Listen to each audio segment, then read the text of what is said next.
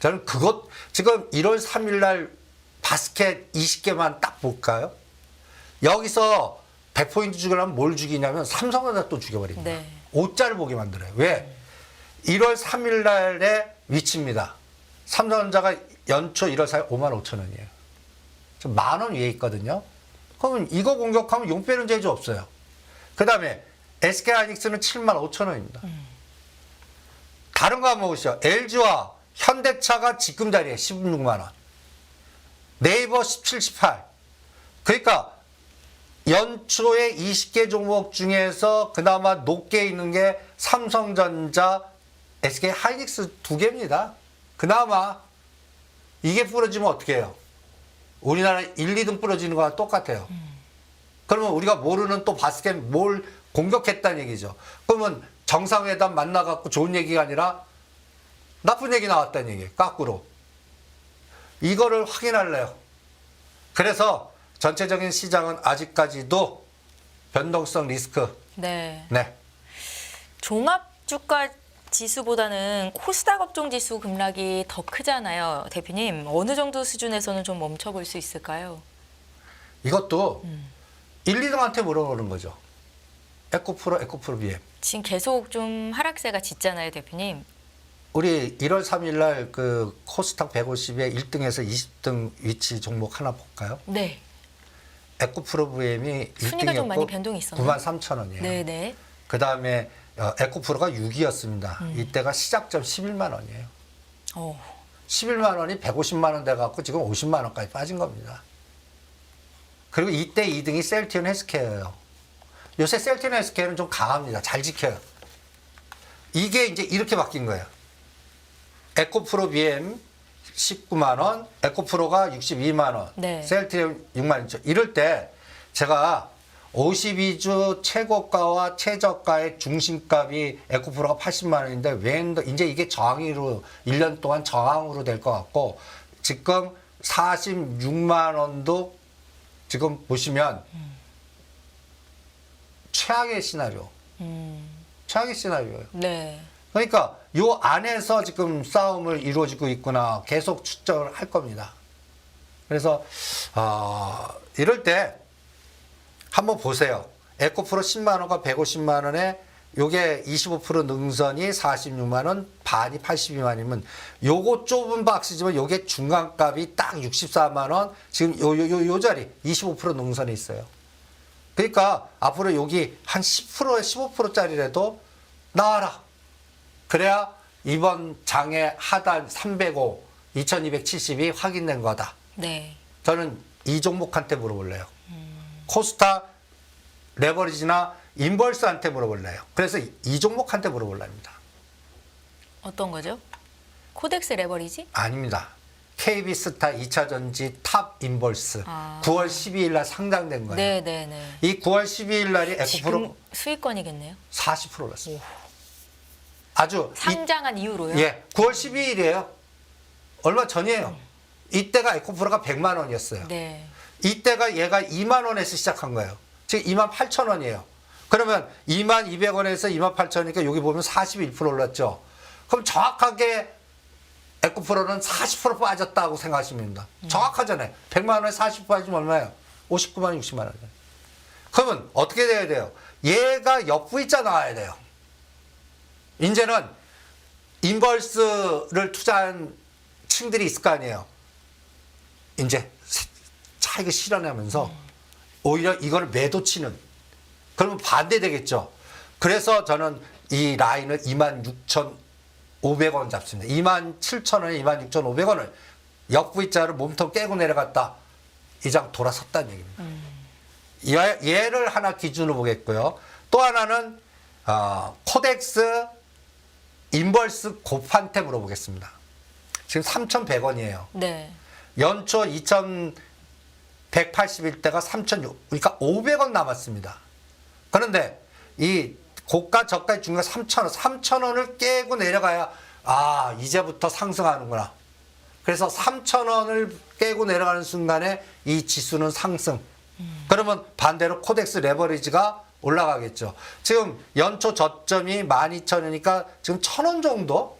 그래서 저는 코덱스 레버리지 사고 인벌스는 때리면서 아까 본 인벌스 관련된 2차 전지가 역부이자 걸리냐. 이게 코스닥 지수를 결정할 것 같아요. 그 말씀하시는 뉘앙스가 이제 장이 그래도 좀 바닥은 친 것 같다라는 의미이신 것 같은데요, 대표님. 기술적 반등 구간. 오늘 파생해서 매매하다 보니까 네. 이제 하방이 크게 터지지 않고 오늘 상방에서 100%짜리가 나왔습니다. 그런데 이게 310을 지지해야 이제 추세가 나오는 건데 네. 이거는 이틀간 지켜봐야 돼요. 야간 선물에서 거꾸로 또 오르네.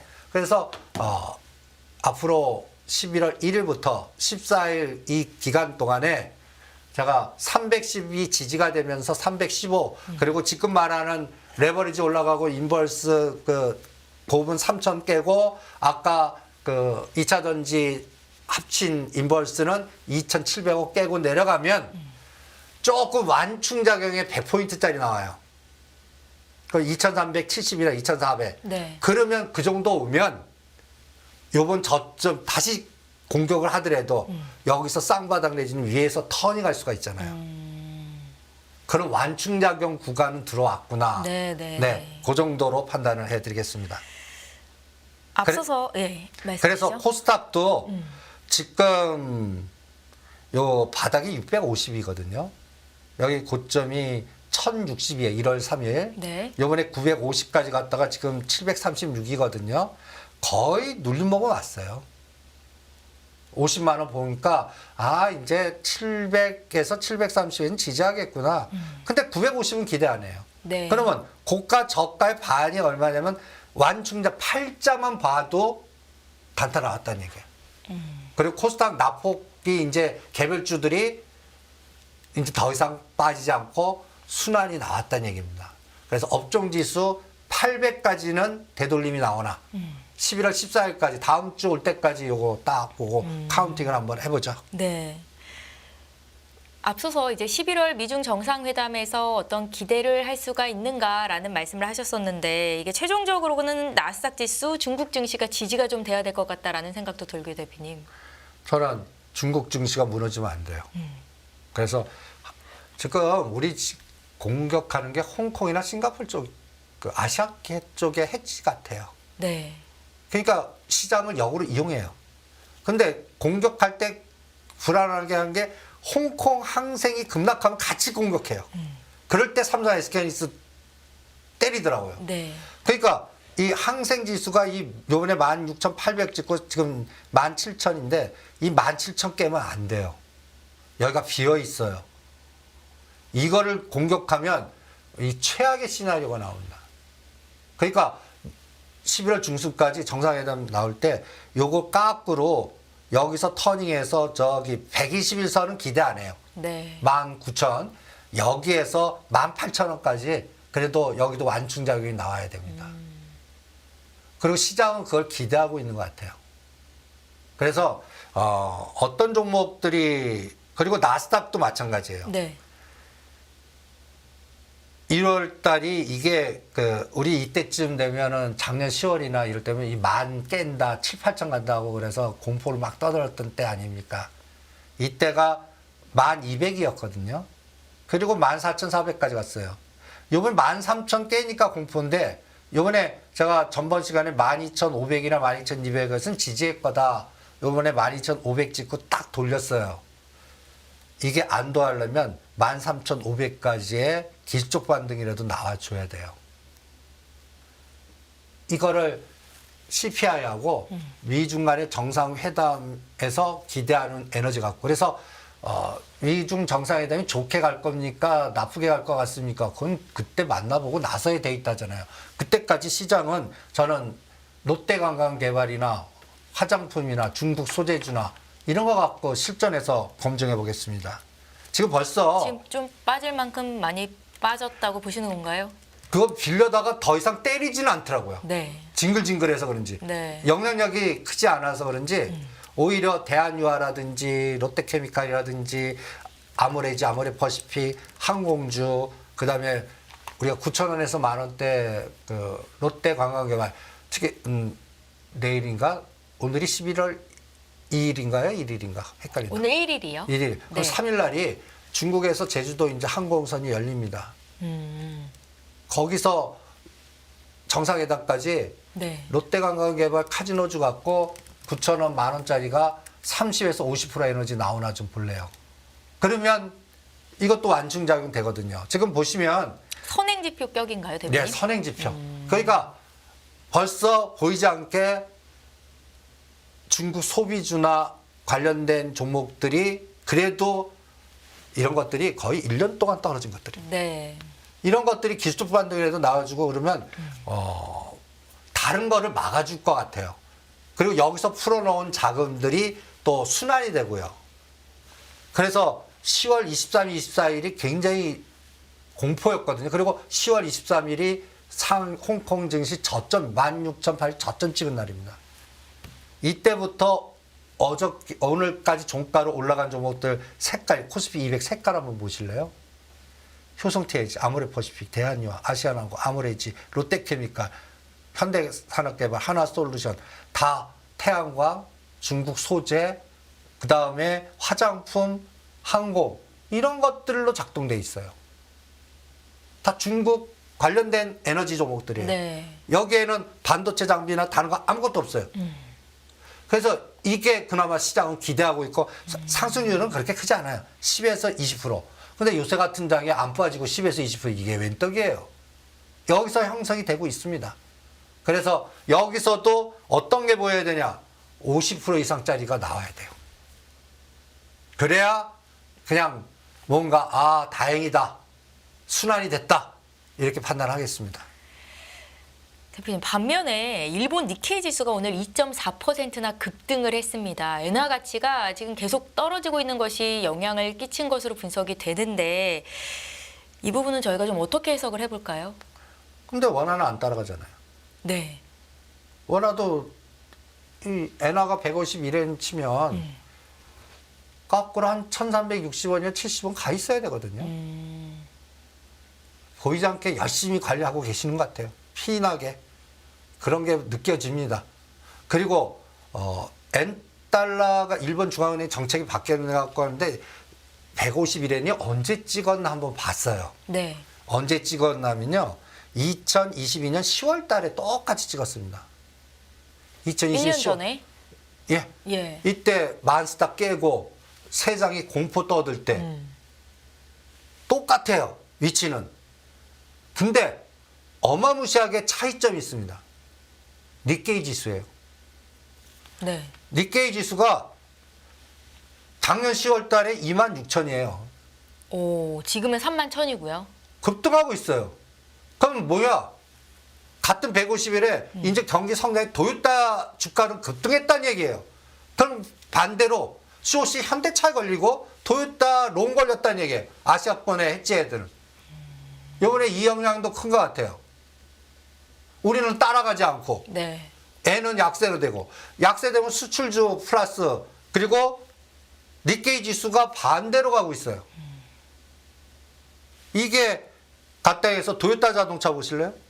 작년 10월 달에 151엔 때 경기 나빠 이거 불황해서 131불짜리가 지금 190. 이 에너지가 지금 나오고 있습니다. 우리는 반대로 가고 있고요. 그러니까 이번에 N달러는 그냥 미국과 일본적 현상이라고 한번 보시죠. 그냥 우리나라로 확산되지 않고 그냥 롱숏에 이용당하는구나라고만 판단하겠습니다. 그럼 현대기아차가 지금 시점에서 조금 더 위쪽으로 방향을 열 가능성은 좀 많이 떨어지나요? 저는 항상 주장하는 가격 있잖아요. 네. 16만 원, 17만 원 하면 19만 원은 먹는. 근데 그게 6개월 될지 1년 될지 모르겠다. 그거 하느니 오히려 자동차 부품단 이지나 그다음에 뭐 디스플레이 텍이나 그다음에 또 현대 오토에버나 자율자동차나 뭐 이런 것들 중에 SL이나 이런 것들을 하겠다. 네. 그리고 나는 시가상위점은 기아는 7만 5천, 7만 7천 원, 그다음에 현대차는 16만 원에서는 항상 성공할 확률이 많다. 대신 시간을 3개월에서 5개월 정도 잡아야 될 거다. 그러니까 이번에 배당받고 내년도 3, 4월에 팔 생각하시는 분들은 최저액이 왔습니다. 최저액이 왔어요. 그리고 N은 또 150 더 치고 나가보다는 또다시 강세로 갈 것 같거든요. 네네. 그러니까 이거잖아. 달러 약세, 엔화 약세. 그러면 10년짜리 국채가 그러면 반대로 되잖아요. 달러 약세, 엔화 강세. 요 국면을 그때 우리 현대차, 기아 올라가나 한번 보시죠. 많은 분들이 이제 섹터에 대한 관심도가 높아서 이번에는 섹터에 대해서 좀 의견을 여쭤보고 싶은데 일단은 로봇 관련주에 대한 투자 전략부터 여쭤볼게요.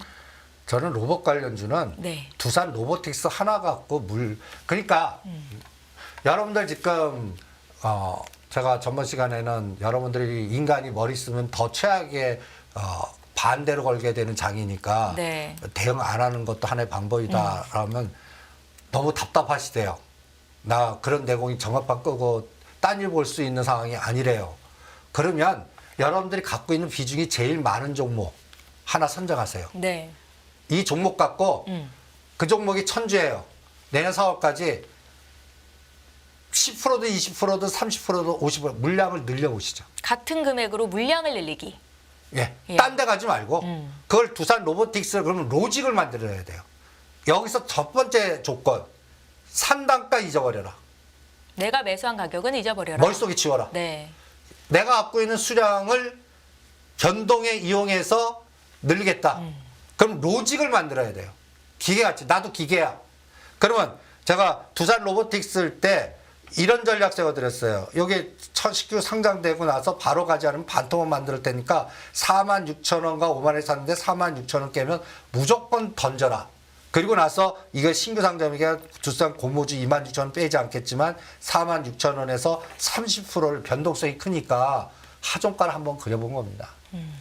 46,000원에서 깼어요. 네. 1,000주를 팔았다 챙겨주십시오. 실제 주가 얼마까지 빠지는지 아십니까? 32,000원. 예. 그러면 1,000주가 얼마 돼요? 30% 물량을 이렇게 되겠죠. 1,000주 팔아. 그 돈 갖고 그대로 사면 1,400주 됩니다. 그러면 400주라도 늘었어요. 그 다음은 어느 날 갑자기 20% 급등하는 거예요. 이 예측 가능해요? 못하죠. 못해요. 네. 이 떨어진 게 야! 그럴 때 4만 원 깨면 무조건 요 늘린 거를 또 때리는 거예요. 늘린 수량만요. 아니요. 그러니까 1,000주가 1,400주 됐죠. 그러면 네. 400주 때리는 게 아니라 1,400주를 계속 눈덩어리 같이 굴리는 거예요. 그러면 1,400주를 때려요. 그래서 35,000원 가면 1,600주 되고 37,000원 가면 1,500주 되는데 오늘 다시 바로 나 못 사고 4만 원 내가 끊는다. 그러면 그 수량 준 상태로 다시 또 진입하는 거예요. 그러면서 4만이 또 데드예요. 4만 또 깨면 이 1,400 또 때려버리는 겁니다. 때리는 가격, 진입 가격. 근데 이번에는 46,000원가 5만 원 갔어요. 그러면 여기서 또 데드를 잡고 가는 거예요. 이번에는 또 5만 원가씩 5만 5천 원까지. 그건 또 시장에 맡겨보는 거 아닙니까? 예측하는 거 아니에요. 네. 그래갖고 어디서 때려 어디서 사를 수량을 딱 정해놓고 굴러보는 거예요. 그래놓고 상결되면 얘 주가에 변동이 나올 거 아니에요. 그러면서 중심 가격이 어느 정도 형성이 되지 않겠습니까? 이렇게라도 하라고요. 한 종목 갖고.